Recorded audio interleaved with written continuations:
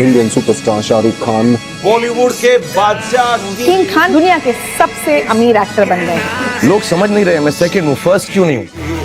की पूरी दुनिया में तेरे बाप का राज है क्या?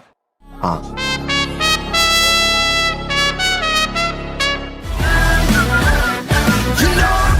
1 अक्टूबर 2025 यानी कि बापू के बर्थडे से ठीक एक दिन पहले लिस्ट पब्लिश करने के लिए famous Hurun India world's richest actor की लिस्ट पब्लिश करती है और पहली बार नंबर 1 पे दिखते हैं हिंदी फिल्मों के brand ambassador romance king king Khan the SRK with a wealth of 1.4 billion dollars यानी INR में बोलूं तो 12,490 करोड़। एक इतनी बड़ी धनराशि की अगर ऋतिक, अमिताभ बच्चन, करण जौहर का टोटल भी कर लें तो वह SRK की वेल्थ का आधा भी ना हो पाए। सालों से सेकंड नंबर पे होने से दुखी होने वाले SRK ने पहली बार Tom Cruise, Taylor Swift, Arnold, Jerry Seinfeld, Dwayne Johnson जैसे बड़े बड़े हॉलीवुड नेम्स को भी पीछे छोड़ते हुए 1.4 बिलियन की नेटवर्थ के साथ दुनिया के सबसे अमीर एक्टर और सबसे अमीर इंटरटेनर भी बन जाते हैं। 2023 में SRK की मूवीज का कंबाइंड बिजनेस 2600 करोड़ का रहता है। मैंने कंप्लेन किया था, ये मैं शो ऑफ नहीं कर रहा था।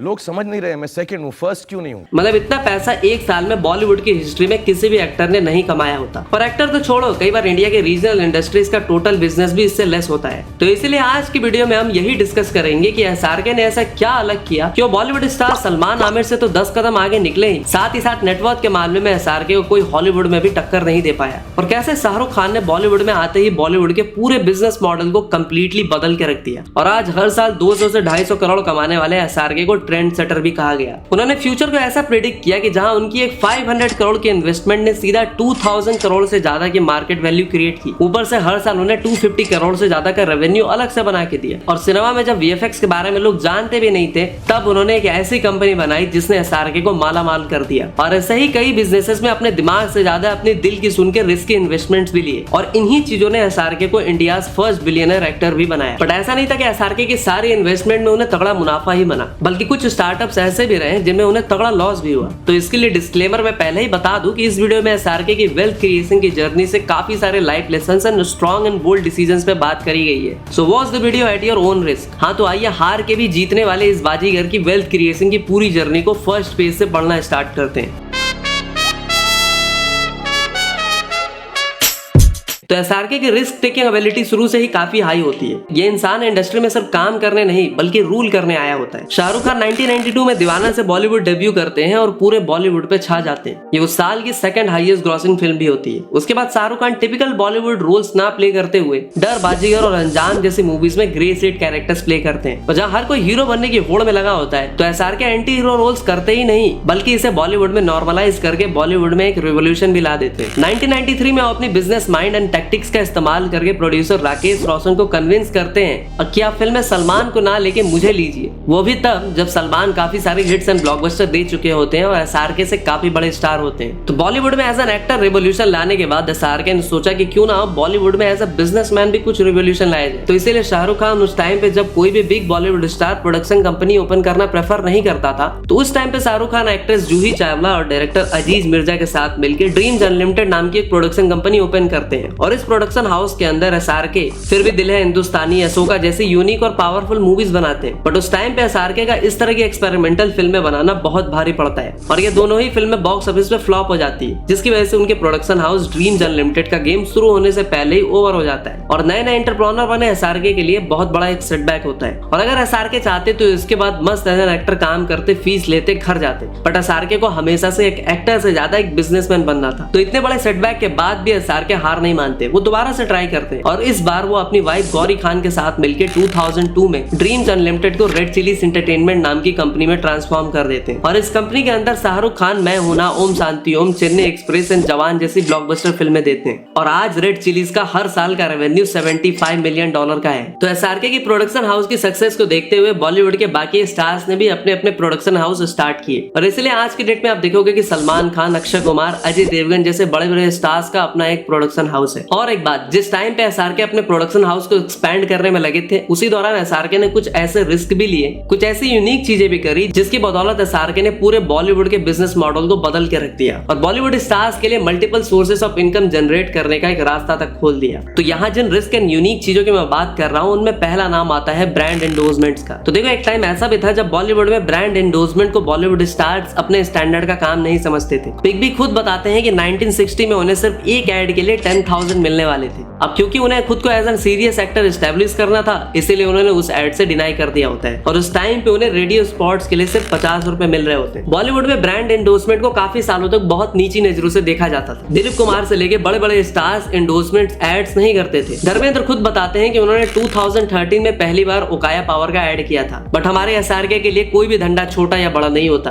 बस पैसे आते रहने चाहिए। इसलिए SRK one of the rare actor बने जिन्होंने ब्रांड एंडोर्समेंट को बहुत बड़े लेवल पे एक्सपैंड किया और बॉलीवुड में ब्रांड एंडोर्समेंट को नॉर्मलाइज भी किया। आज की डेट में एसआरके अकेले Dubai tourism, Hyundai, Thums Up, Myntra जैसी ऑलमोस्ट 40 ब्रांड्स को एंडोर्स करते हैं और पर brand endorsement SRK 5 to 10 crore रुपए की फीस भी चार्ज करते हैं। और जैसे एसआरके ने अपनी फेस वैल्यू को यूज ब्रांड एंडोर्समेंट को बड़े लेवल पे ले जाने के लिए किया, वैसे ही एसआरके ने अपनी फेस वैल्यू की हेल्प से बड़े बड़े इवेंट्स और शादियां भी अटेंड करनी शुरू कर दी। एसआरके की फेस वैल्यू इतनी इंक्रीज हो गई कि एसआरके किसी भी शादी में बस कुछ मिनट्स के लिए प्रेजेंट होने के लिए करोड़ों चार्ज करने लगे। स्टार्टिंग में तो बॉलीवुड वाले एसआरके की इन हरकतों के अगेंस्ट भी रहे, बट ऐसा करने से एसआरके की जो कमाई हो रही थी उसे देखकर बाकी बॉलीवुड स्टार्स ने भी शादियों और इवेंट्स में मुजरा करना स्टार्ट कर दिया। आगे चलकर टाइगर श्रॉफ ने तो भाई बर्थडे पार्टीज में भी पैसों कमाने के लिए नाचते हुए दिखे। तो गाइस, एसआरके ने प्रोडक्शन हाउस खोला तो बॉलीवुड की बाकी स्टार्स भी प्रोडक्शन हाउस खोल के बैठ गए। एसआरके ने वेडिंग्स और इवेंट्स में पैसे खर्च करके नाचना स्टार्ट किया तो सेम काम बॉलीवुड के बाकी स्टार्स भी करने लगे। तो बेसिकली जो काम एसआरके कर रहे थे वही काम बाकी पूरा बॉलीवुड धीरे धीरे कर रहा था। इसीलिए एसआरके ने यंगस्टर्स को भी नसीहत देते हुए कहा कि भैया don't fall into the trap. मैं सब जवान लोगों को ये कहूंगा कि यार कोई भी तुमको ये बात बोले कि money is not important, money can't buy you happiness, ये सब बातें जो है ना ये तकियानूसी और जो बोलते हैं अच्छे दिल से बोलते होंगे, but I tell everyone don't become a philosopher before you are rich. But फिर सवाल आता है कि ऐसा क्या हुआ कि आगे जाके सिर्फ एसआरके ही बिलियनर बन सके, लेकिन बाकी स्टार्स जो उन्हें फॉलो कर रहे थे वो वैसा क्यों नहीं कर पाए। तो इसी के बारे में अगले पॉइंट में बात करते हैं कि कैसे शाहरुख खान अपने टाइम से आगे के बिजनेसमैन, और इसी पॉइंट में आपको ये भी पता लगेगा कि वो कौन सी 3 मेगा इन्वेस्टमेंट थी जिसकी वजह से एसआरके आज बिलियनर बने। एक ही नाम। तो जब हम शाहरुख खान को रावण जैसी मूवी बनाने के लिए ahead of the time superstar बोलते हैं, वैसे ही अगर हम शाहरुख खान को ahead of the time businessman बोले तो इसमें कुछ गलत नहीं है, क्योंकि आज से ऑलमोस्ट 20 साल पहले एसआरके 2 ऐसे बिजनेस में पैसे इन्वेस्ट करते हैं जिनको उन टाइम पे फ्लॉप बिजनेस आइडिया माना जा रहा था, बट उन्हीं 2 बिजनेसेस ने एसआरके की तरफ से इन्वेस्टमेंट करना आगे जाके उन्हें बिलियनर बनाता है। और यहाँ मैं जिन 2 बिजनेस आइडियाज की बात कर रहा हूँ उनमें से एक है रेड चिलीज वीएफएक्स नाम की कंपनी स्टार्ट करना और दूसरा है आईपीएल में टीम खरीदना। तो सबसे पहले अगर रेड चिलीज वीएफएक्स की बात करें तो शाहरुख खान 2006 में रेड चिलीज वीएफएक्स को स्टार्ट करते हैं। 2006 एक ऐसा टाइम था जब इंडिया में हेवी वीएफएक्स मूवी बनना तो दूर, किसी को दूर दूर तक ये भी नहीं पता था कि वीएफएक्स होता क्या है, बट स्टिल हमारे विजनरी एसआरके ने रेड चिलीज वीएफएक्स नाम की कंपनी स्टार्ट की और रावण जैसी वीएफएक्स हेवी फिल्म बनाई जिसको वीएफएक्स के लिए नेशनल अवार्ड भी मिला। एसआरके की वीएफएक्स कंपनी एसआरके की मूवीज के लिए नहीं बल्कि बॉलीवुड और साउथ की बड़ी बड़ी movies like RRR, Kantara chapter 1, भूल भुलैया 2, क्रिस 3 के लिए भी वीएफएक्स का काम करती है। और यही नहीं, even Hollywood projects like Avengers Infinity War, Sin City 2 में भी रेड चिलीज वीएफएक्स की इन्वॉल्वमेंट बताई जाती है।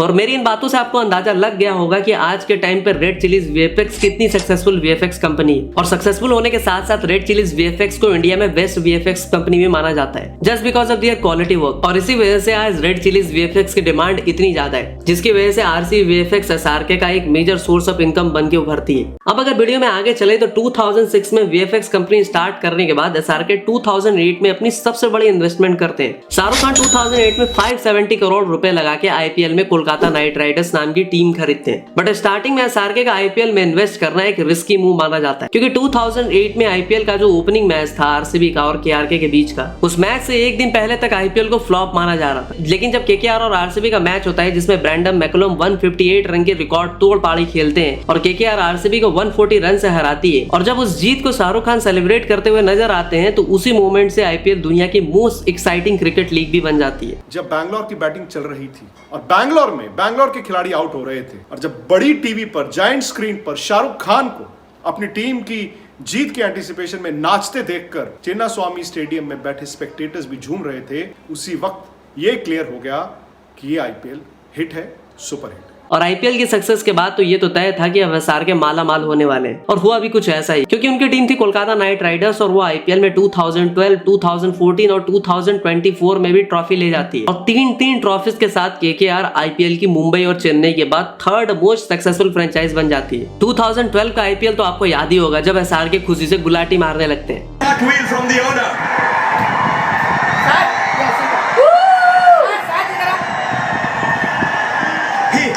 This guy is happy. SRK को 5 साल के लिए वकांडे स्टेडियम से बैन तक कर दिया जाता है। हाँ, तो स्टोरी पे आते हैं। इस तरह की विनिंग की वजह से केकेआर के ब्रांड वैल्यू अलग लेवल पे पहुंच जाती है, और जिस केकेआर को एसआरके ने 570 करोड़ में खरीदा था, आज इस टीम की वैल्यू ऑलमोस्ट 2000 करोड़ है। और यही नहीं, शाहरुख खान हर साल केकेआर की हेल्प से 250 करोड़ से ज्यादा रुपए कमाते हैं। और यहाँ पे इंटरेस्टिंग बात यह है कि शाहरुख खान क्रिकेट की दुनिया में सिर्फ आईपीएल तक ही लिमिटेड नहीं रहे, बल्कि उन्होंने नाइट राइडर्स ब्रांड को ग्लोबल लेवल पे ले जाने का फैसला भी किया, और दूसरी कंट्रीज की क्रिकेट लीग में भी अपनी टीम खरीदी। जैसे कि कैरेबियन प्रीमियर लीग में एसआरके ने ट्रिबैंगो नाइट राइडर्स नाम की टीम खरीदी, अमेरिका के T20 लीग में एसआरके ने लॉस एंजलिस नाइट राइडर्स नाम की टीम खरीदी, एंड यूएई में जो इंटरनेशनल लीग T20 होती है उसमें भी अबू धाबी नाइट राइडर्स नाम की एसआरके की एक टीम है। तो कुल मिला के आज एसआरके के पास टोटल 4 क्रिकेट टीम्स है। तो अब तक आपको समझ में आ चुका होगा कि एसआरके के पास एक क्रिकेट टीम नहीं बल्कि 4 क्रिकेट टीम है। तो क्रिकेट की दुनिया में धूम मचाने के बाद 2011 में एसआरके किडजानिया नाम की एक कंपनी की इंडियन फ्रेंचाइज में 26% स्टेक एक्वायर करते हैं, और आगे जाके उनकी इन्वेस्टमेंट भी उनके लिए बहुत प्रॉफिटेबल साबित होती है। फिर एक दिन आता है जब 2014 में टॉप 10 रिचेस्ट एक्टर की लिस्ट जारी होती है, और उस लिस्ट में शाहरुख खान $600 मिलियन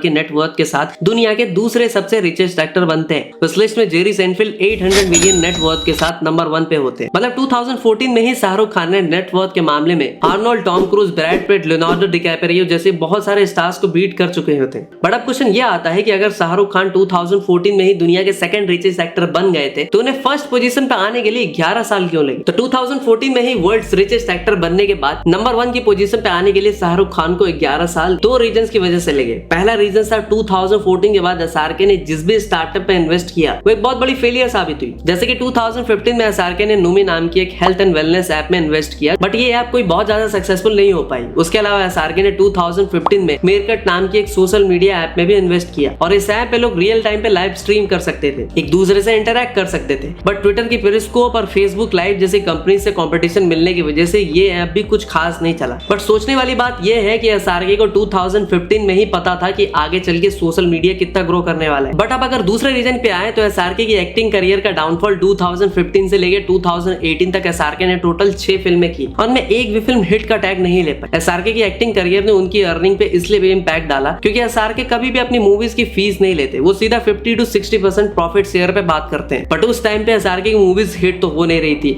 और जब फिल्में हिट नहीं हो रही होगी तो प्रॉफिट शेयर कहां से मिलेगा? बट यहाँ पे इंटरेस्टिंग बात यह है कि एसआरके अपने बाकी इनकम के सोर्सेज से बहुत ज्यादा पैसे छाप रहे थे, जिसकी वजह से जब उनका डाउनफॉल चल रहा था तब भी वो दुनिया के टॉप 10 रिचेस्ट एक्टर की लिस्ट में अपनी जगह बना लेते। बट फर्क ये होता है कि 2014 में जहां एसआरके सेकंड रिचेस्ट एक्टर थे, वही अपने डाउनफॉल ईयर में एसआरके कभी 3rd पोजीशन पे चल रहे होते तो कभी 4th पोजीशन पे। तो basically SRK top 10 richest actor की लिस्ट में टॉप 5 में ऊपर नीचे घूमते रहते। बट एसआरके को ऊपर नीचे नहीं घूमना था, उन्हें नंबर 1 की पोजीशन चाहिए थी, उन्हें दुनिया का सबसे अमीर एक्टर जो बनना था। तो चलिए आप फाइनली जानते हैं कि कब और कैसे एसआरके बने बिलियनर एंड दुनिया के सबसे अमीर एक्टर। तो वर्ल्ड रिचेस्ट एक्टर की लिस्ट में नंबर 1 का पोजीशन सीकर एसआरके 2023 में शुरू कर देते हैं, क्योंकि उस साल एसआरके अपने कमबैक के लिए 3 बड़ी फिल्में पठान, जवान और डंकी लेके आते हैं, और इन तीनों मूवीज का कंबाइंड बिजनेस 2600 करोड़ का होता है। मतलब इतना पैसा एक साल में बॉलीवुड की हिस्ट्री में किसी भी एक्टर ने नहीं कमाया होता। तो 2023 में बॉक्स ऑफिस पे बेशुमार पैसे छापने और अपनी एक्टिंग करियर में कमबैक करने के बाद 2024 में एसआरके की cricket team Kolkata night Riders भी कमबैक करती है और आईपीएल ट्रॉफी जीत जाती है। और यही नहीं, क्योंकि 2025 में एसआरके की एक और cricket team Trinbago Knight Riders Caribbean Premier League में भी विनर साबित होती है। इसके अलावा 2025 में एसआरके बिजनेस वर्ल्ड में 2 मेगा इन्वेस्टमेंट्स करते हैं। पहली इन्वेस्टमेंट की बात करें तो एसआरके की फैमिली ऑफिस आशिका ग्रुप में 300 करोड़ के इन्वेस्टमेंट करते हैं। और जिनको नहीं पता कि फैमिली ऑफिस क्या होता है तो उनको बता दूं कि कोई अमीर लोगों का मनी मैनेजमेंट सिस्टम होता है हैं जिसकी एक डेडिकेटेड टीम होती है जो बहुत ही सोच समझ के इस पैसे को अलग अलग जगह लगाती है। Kind of mutual fund type अमीर लोगों की स्कीम, ताकि पैसे को इन्वेस्ट करके डबल ट्रिपल किया जा सके। और अगर दूसरी इन्वेस्टमेंट की बात करें तो शाहरुख खान, उनके बेटे आर्यन खान और जीरोधा के फाउंडर निखिल कामत रेडिको खैतान के साथ मिलकर डायबोल स्पिरिट्स लॉन्च करते हैं। और अगर साफ शब्दों में कहूं तो बेसिकली शाहरुख खान दारू बेचने के लिए धंधा शुरू करते हैं। लगता है शाहरुख सच में रईस मूवी से कुछ ज्यादा ही इंस्पायर्ड हो जाते हैं। तो 2025 में इन्वेस्टमेंट करने के बाद जब पैसा डबल होने का वेट कर रहे होते हैं तभी हुरून रिच लिस्ट 2025 को रिवील कर दिया जाता है और हमें पता लगता है कि शाहरुख खान ने Tom Cruise, Taylor Swift, Arnold, Jerry Seinfeld, Dwayne Johnson जैसे बड़े बड़े बॉलीवुड स्टार्स को भी पीछे छोड़ दिया है और 1.4 बिलियन यूएस डॉलर के नेट वर्थ के साथ दुनिया के सबसे अमीर एक्टर बने। और इस लिस्ट के बारे में अगर थोड़े डिटेल में बात करें तो जहां 1.4 बिलियन के नेट वर्थ के साथ एसआर के नंबर 1 पे है, तो टेलर स्विफ्ट 1.3 बिलियन के साथ नंबर 2 पे और आर्नोल्ड 1.2 बिलियन के साथ नंबर 3 पे और जेरी सेनफील्ड जो कि एक टाइम पे नंबर 1 पे हुआ करते थे वो 1.1 बिलियन डॉलर के साथ नंबर 4 पे पहुंच जाते हैं। और अगर हम इसी लिस्ट के अकॉर्डिंग इंडियन सेलिब्रिटीज के बारे में बात करें तो इस लिस्ट में भी शाहरुख खान ऑब्वियसली 12,000 करोड़ के नेट वर्थ के साथ नंबर 1 पे। और नंबर 2 पे कौन है पता है? वही जिसने एसआरके के साथ एक टाइम पे प्रोडक्शन कंपनी खोली थी। हाँ, मैं जूही चावला की बात कर रहा हूँ with a wealth of 7,800 crore. But Juhi Chawla की सक्सेस के पीछे हीरा ठाकुर जैसे मर्द का हाथ है। आई मीन उनके हस्बैंड जय मेहता का है। और नंबर 3 पे चले तो नंबर 3 पे है हमारे ग्रीक गॉड ऋतिक रोशन जिसकी नेटवर्थ कुछ 2,200 करोड़ है। अमिताभ नंबर 4 पे है 1,900 करोड़ के नेटवर्थ के साथ। करण जौहर नंबर 8 पे आते हैं। तो आज की वीडियो में भाई इतना ही। पर जाने से पहले कमेंट सेक्शन में जरूर बताना कि आपको एसआरके के बिलियनर बनने की जर्नी कैसे लगी और आपने इससे क्या सीखा। अपनी एक लेसन जरूर से वीडियो में शेयर करके जाना। तो लैडर भाई मिलता है आपसे अगली वीडियो में, तब तक के लिए हर हर महादेव।